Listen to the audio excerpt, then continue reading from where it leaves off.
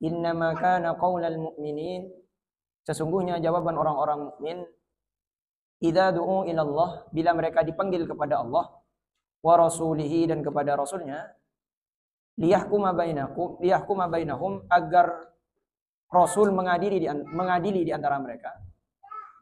Kalau orang-orang fasik kemarin ya, mereka mengatakan ketika sesuatu yang nyaman bagi mereka, maka mereka ilaihi mut'inin, mereka tunduk dan patuh. Tapi ketika sesuatu yang tidak mengenakkan kepada mereka, itu mereka mu'ridun, mereka berpaling. Tapi beda dengan orang munafik, ketika berbeda dengan orang beriman, ketika orang beriman disuruh untuk mentaati Allah dan Rasulnya, yaitu ketika Rasul mengadili di antara mereka, membuat keputusan, maka jawaban yang pantas mereka katakan, ayyaqulu sami'na wa ata'na. Ia ucapkan, kami mendengar dan kami patuh. Jadi langsung orang mukmin itu ketika Allah dan Rasulnya yang menyuruh, maka qalu sami'na wa ata'na. Sami'na, kami mendengar, wa ata'na, dan kami patuh. Langsung spontan, iya ya. Wa ulaika, dan mereka itu sejak saat itu baru mengatakan iya, humul muflihun, adalah orang-orang yang beruntung. Orang yang akan selamat di dunia dan juga di akhirat. Wa may yuti'illaha wa rasulahu wa yakhshallaha, dan barang siapa yang taat kepada Allah dan Rasulnya, wa yakhshallaha, dan takut kepada Allah, wa yattaqhi, dan bertakwa kepadanya, yakni dengan menaati Allah, fa ulaika humul faizun, maka mereka adalah orang-orang yang mendapat kemenangan. Yang dimaksud kemenangan oleh ulama tafsir ditafsiri sebagai surga. Jadi orang yang taat kepada Allah dan Rasulnya, dia menang. Dia disebut dengan faiz. Nah, tapi faiznya ini bukan kaya dunia. Tidak semua orang yang taat kepada Allah dan Rasulnya, dia mendapatkan kekayaan di dunia. Tapi yang pasti dia akan mendapatkan surga dari Allah Subhanahu wa ta'ala. Jadi jangan salah paham. Katanya faulaika humul faizun. Katanya orang-orang yang taat kepada Allah, wa may yuti'illaha wa rasulahu wa yakhshallaha, dan dia takut kepada Allah, wa yattaqhi, dan takwa kepada Allah, faulaika humul faizun. Katanya dia akan menang. Kenyataannya kenapa kok kita miskin ya? Ini analisis saya. Kemarin saya ziarah, ada orang datang umroh, bercerita Arab itu ternyata kering, Ustaz. Betoh. Kan mau cari yang Madura, betoh kaletak tercendaran. Tidak ada tumbuhan, tapi di sana kaya. Indonesia gemah rimpah loh jenawi, tongkat dan batu jadi tanaman. Kenapa kok Indonesia miskin? Apakah Indonesia tertinggal? Sebenarnya satu, kalau Indonesia ini mau tidak tertinggal, tidak usahlah ahli teknologi ya. Kalau ingin, menurut saya, pandangan pribadi saya, untuk jadi Indonesia ini maju, sudahlah, tidak usah muluk-muluk sampai kita menciptakan seperti Amerika. Cukup jadilah orang yang taat kepada Allah dan Rasulnya. Jangan mencuri. Katanya Mahfud MD, bukan kata saya. Karena orang Indonesia ini jujur dikelola itu. Di Indonesia ini dikeruk tanah keluar minyak. Dari bawah keluar minyak, dari atas keluar minyak, sawit. Katanya Mahfud MD berapa? Setiap bulan berapa juta per orang? 20 juta per orang. Maju kita sebenarnya ini. Nah sebenarnya kita ini, kenapa kok kita tidak faiz? Tidak menang. Kenapa kok kita tidak menang? Katanya Bung Karno, musuhku dulu mengusir penjajah. Tapi musuh kalian adalah bangsa kalian sendiri. Repot kan? Ya. Saya kemarin di kuliahan, di S2 saya itu, saya bilang, di Arab itu tidak ahli teknologi. Tapi peralatan teknologi ada di Arab. Kenapa? Dia punya uang. Jadi tinggal nyuruh orang. Kalau kita sudah kaya, kita tidak usah bekerja, orang yang disuruh bekerja. Kalau Indonesia ini jadi kaya, taat kepada Allah dan Rasulnya semua, ya, taat kepada Allah semuanya. Bukan hanya kalangan orang-orang yang berilmu. Semua taat kepada Allah, baik pemerintahnya. Ini rumusnya, wa may yuti'illaha wa rasulahu wa yakhshallaha wa yattaqhi. Dia taat kepada Allah dan Rasulnya, dan dia takut kepada Allah dan bertakwa kepadanya. Maka faulaika, maka orang-orang itu humul faizun, akan menang. Ya, semoga lah Indonesia nanti. Ya, jangan muluk-muluk lah, kita mulai dari Pamekasan dulu. Semoga ya nanti kita bisa lebih maju dibandingkan yang lainnya. Wa aqsamu billahi, dan mereka bersumpah dengan nama Allah. Jahda aimanihim, sekuat-kuat sumpah, dengan sekuat-kuatnya. La in amartahum, jika kalian suruh mereka untuk berjihad, la yakhrujunna, pastilah mereka akan pergi.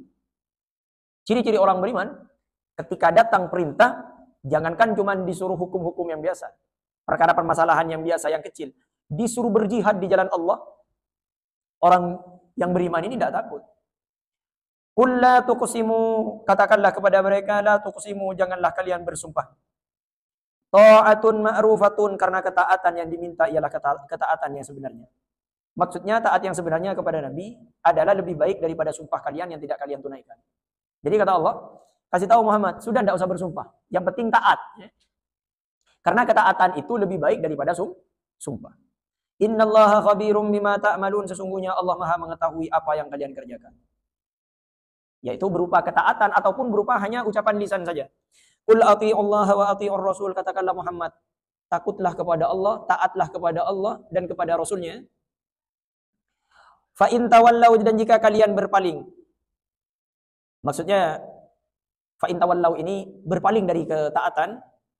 Fa innama 'alaihi ma hummila, maka sesungguhnya kewajiban Rasul itu adalah apa yang dibebankan kepadanya, yaitu hanya menyampaikan saja. Jadi kata Allah Subhanahu wa taala kepada Nabi Muhammad SAW, sampaikan kepada umatmu, ati Allah wa atiur Rasul. Taat kepada Allah dan taat kepada Rasul. Fa in tawallau, apabila mereka berpaling, fa innama 'alaihi ma hummilah.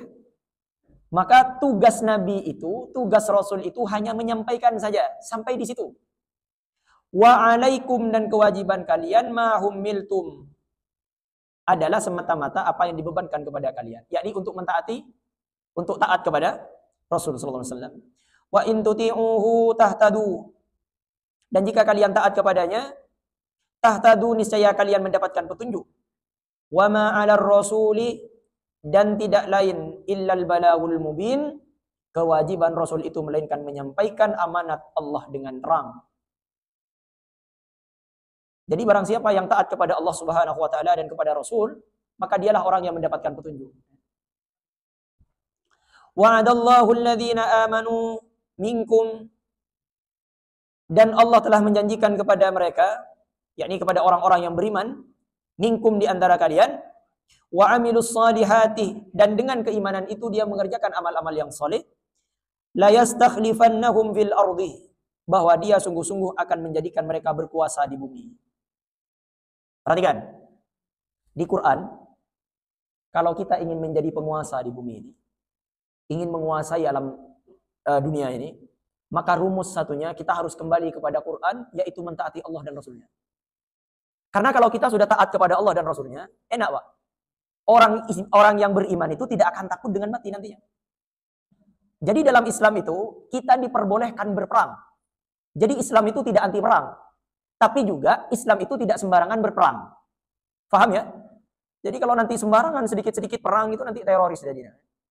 Terlalu semangat ya, tidak berpikir mana maslahatnya, mana baiknya, mana yang salah, mana yang benar ya. Ini kacau nanti. Jadi Islam itu membolehkan berperang dengan catatan beberapa hal. Nah, makanya dikualifikasikan oleh ulama. Ketika kita sudah terdolimi, ketika kita sudah dianiaya, ketika kita tidak maksimal beribadah. Ya. Tapi juga nanti ada tahapan-tahapannya. Siapa yang pantas diperangi? Tidak sembarangan. Jadi kalau misalnya, misal saya kasih contoh. Misalnya di sebuah kampung nyerang kita, mengganggu kita. Kemudian kita boleh melawan, yang dilawan itu adalah yang mendolimi kita. Jadi menipah bom yang jual rata di sana Anda. Apa kata Nabi? Ketika berperang, jangan sakiti anak kecil, jangan sakiti wanita, perempuan. Jadi dalam Islam itu perang itu juga diatur. Waktu perang juga ada aturannya. Kemudian di riwayat yang lain, jangan pernah merusak pohon kurma dan tanaman-tanaman yang lain. Nah, jadi kalau kita ingin menguasai dunia ini, bahkan ulama tafsir mengatakan yang dimaksud dengan la yastakhlifannahum fil ardi, maka kalian akan berkuasa di bumi. Yang dimaksud berkuasa, kita akan menang dengan orang kafir. Coba kita lihat sekarang, terutama Cina ya. Prinsipnya Cina sekarang itu, dia ingin menguasai perekonomian. Dia itu saling bantu, Pak. Jadi ketika ada pengusaha zina, dia mau bangkit, dibantu. Dibantu. Nah sekarang yang terjadi dengan kita, yang mengaku Islam, yang kaya bagaimana kaya terus. Bagaimana saya miskin tak? Ya tak maju. Nah, ya begitulah. Makanya kita ini harus kembali kepada aturan Al-Quran dan hadis. Kata Allah Subhanahu wa taala, wa'adallahu alladhina amanu, dan Allah telah menjanjikan. Ini pakai wa'ada fi'il madhi. Jadi bukan akan menjanjikan, tapi telah menjanjikan alladzina amanu, kepada orang yang beriman minkum di antara kalian, wa amilus solihat. Dan dengan itu, dia keimanan itu dia berlaku amal soleh. Ya. La yastakhlifannahum fil ardi. Maka Allah akan berikan mereka berkuasa di muka bumi sebagai ganti dari orang-orang yang kafir. Kama stakhlafa, sebagaimana dia telah menjadikan berkuasa alladzina min qablihim, orang-orang yang sebelum mereka, sebagaimana yang dialami oleh kaum Bani Israel, sebagai pengganti dari orang-orang yang zalim dan angkara murka. Wala yumakkinanna lahum dinahum, dan sungguh dia akan meneguhkan bagi mereka, yakni Allah Subhanahu wa taala akan meneguhkan bagi mereka dinahum, agama, alladzi irtadha lahum, yang telah diridhoinya untuk mereka, yaitu Islam. Nah, kenapa orang sekarang takut mati? Karena dia sadar kalau hidup di dunia ini dia tidak taat kepada Allah dan Rasulnya. Makanya ketika dia mau mati, dia takut karena merasa banyak dosa. Sehingga takut untuk bertemu dengan Allah. Nah, kalau kita sudah taat kepada Allah dan Rasulnya, satu, kita tidak akan takut mati. Kapanpun itu. Kenapa? Karena kita sudah siap. Tidak punya salah kepada Allah dan Rasulnya. Nah, jadi yang dimaksud dengan taat kepada Allah dan Rasulnya, itu kesemuanya.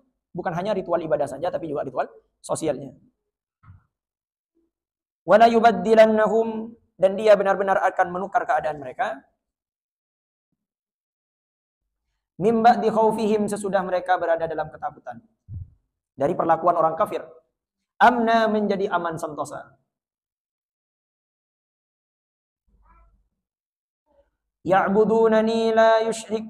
Ya'budunani, mereka tetap menyembahku, kata Allah. La yusyrikuna bi syai'a, dengan tiada mempersekutukan sesuatu apapun denganku. Wa man kafara ba'da dzalika, dan barang siapa yang tetap kafir sesudah janji itu, sesudah pemberian nikmat kepada mereka yaitu keamanan tadi, faulaika humul fasiqun, maka mereka itulah orang-orang yang fasik.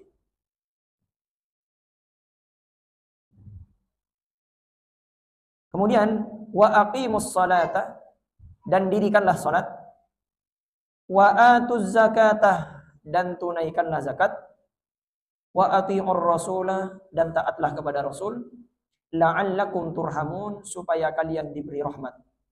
Mudah-mudahan diberi rahmat. Jadi kalau kita ingin mendapatkan rahmat dari Allah, maka pertama laksanakan salat, wa aqimus salata wa atuz zakah, tunaikan zakat. Wa ati'ur rasul, dan taatilah apa yang diperintahkan oleh Rasulullah sallallahu alaihi wasallam, la'allakum turhamun, agar diberikan rahmat. La tahsabanna alladhina kafaru, janganlah kamu kira alladzina kafaru, bahwa orang-orang kafir itu mu'jizina, dapat melemahkan. Yang dimaksud dapat melemahkan kami fil ardi, di bumi ini. Jadi kata Allah, apakah kamu mengira bahwasanya orang-orang kafir itu dapat melemahkanku, kata Allah, yakni di bumi. Maksudnya yang dimaksud melemahkan itu, dia mengira, orang-orang kafir ini mengira bahwasanya dia selamat dari azab Allah. Bukan orang kafir berperang dengan Allah, ya. Orang kafir tidak akan menang. Jadi dia mengira kalau dia akan selamat dari azab Allah. Ya. Wa ma'wahumun nar, sedangkan tempat tinggal mereka an-naru, yaitu neraka. Wa nabi'sal masir, neraka itu adalah, dan sesungguhnya sejelek-jelek tempat kembali adalah neraka. Jadi tidak ada tempat yang paling jelek tempat kembali yaitu kecuali neraka. Saya lanjutkan dulu, tinggal berapa menit? Ya ayyuhalladzina amanu, hai orang-orang yang beriman, liyasta'dzinkumul ladzina malakat aymanukum, hendaklah meminta izin kepada kalian budak-budak yang kalian miliki, baik yang laki-laki maupun yang perempuan, walladzina lam yablughul hulum, dan orang-orang yang belum balik di antara kalian, maksudnya dari kalangan orang-orang yang merdeka, yang belum mengetahui perihal kaum wanita, minkum di antara kalian, salasa marratin, sebanyak 3 kali. Yaitu dalam 3 waktu untuk seharinya. Min qabli salatil fajri, yaitu sebelum salat subuh. wa hina tad'una thiyabakum minadh-dhahirati, dan ketika kalian menanggalkan pakaian luar kalian di tengah hari, yaitu waktu salat zuhur, wa min ba'di salatil isya, dan sesudah salat isya. Thalathu auratil lakum, itulah 3 aurat bagi kalian. Mana selengkapnya ialah ketentuan tersebut adalah 3 waktu yang 3-3-nya merupakan aurat bagi kalian. Nah, kenapa dikatakan demikian? Karena pada saat-saat tersebut, yaitu ketiga waktu itu, orang-orang membuka pakaian luar mereka untuk istirahat agar auratnya kelihatan. Laisa alaikum wala alaihim, tidak ada atas kalian dan tidak pula atas mereka, yakni atas budak-budak yang kalian miliki dan anak-anak kecil, junahun dosa, yakni untuk masuk menemui kalian tanpa izin. Ba'dahunna, selain dari 3 waktu itu, yakni sesudah 3 waktu yang tadi yang dijelaskan. Sedangkan mereka tawafuna alaikum, melayani kalian, yaitu meladeni kalian. Ba'dukum, sebagian kalian, yakni pelayan itu mempunyai keperluan, ala ba'dhin, kepada sebagian yang lain. Kadzalika, demikianlah sebagaimana apa yang disebutkan tadi, yubayyinullahu lakumul ayat, Allah menjelaskan ayat-ayat bagi kalian, yakni menjelaskan hukum-hukumnya. Wallahu alimun, dan Allah Maha mengetahui tentang semua urusan makhluknya, hakimun, lagi Maha bijaksana di dalam mengatur kepentingan mereka.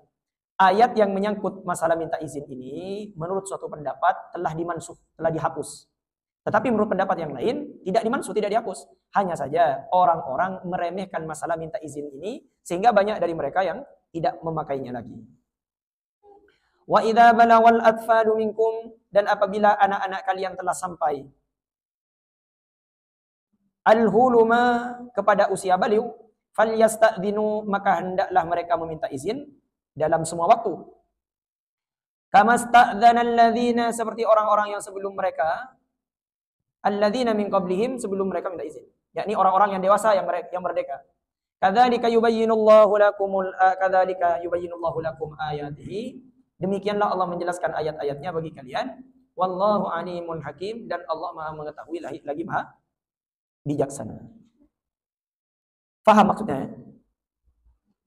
Jadi kata Allah Subhanahu wa taala, hai orang-orang yang beriman, hendaklah meminta izin kepada kalian, budak-budak kalian yang kalian miliki, baik laki-laki ataupun perempuan. Sekarang budak kan tidak ada, ya.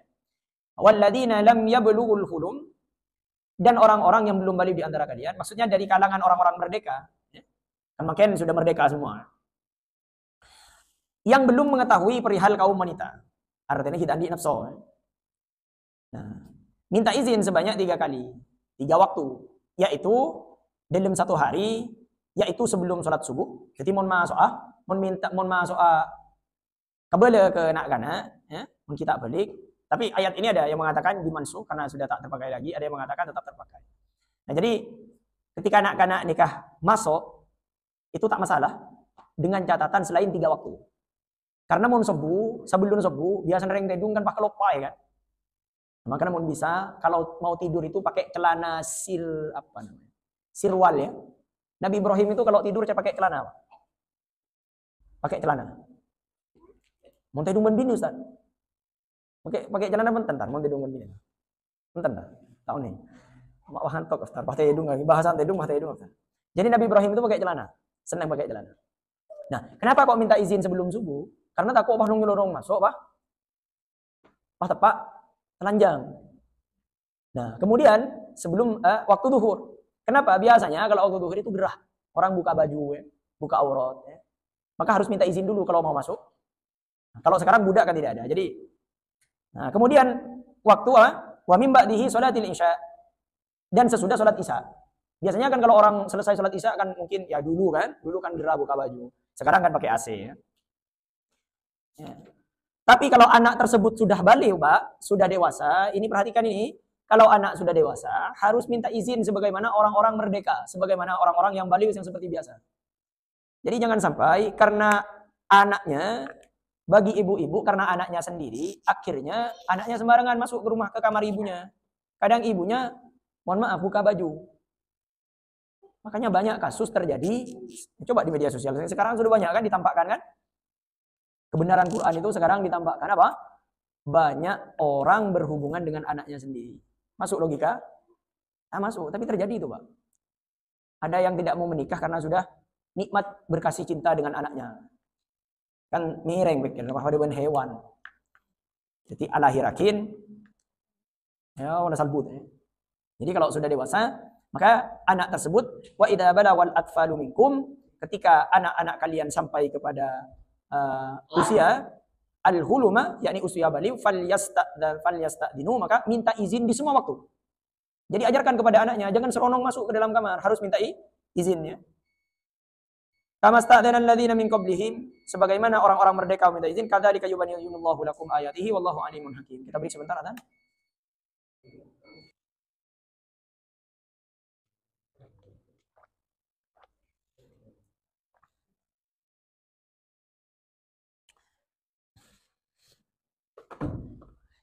Buang kebut di amma.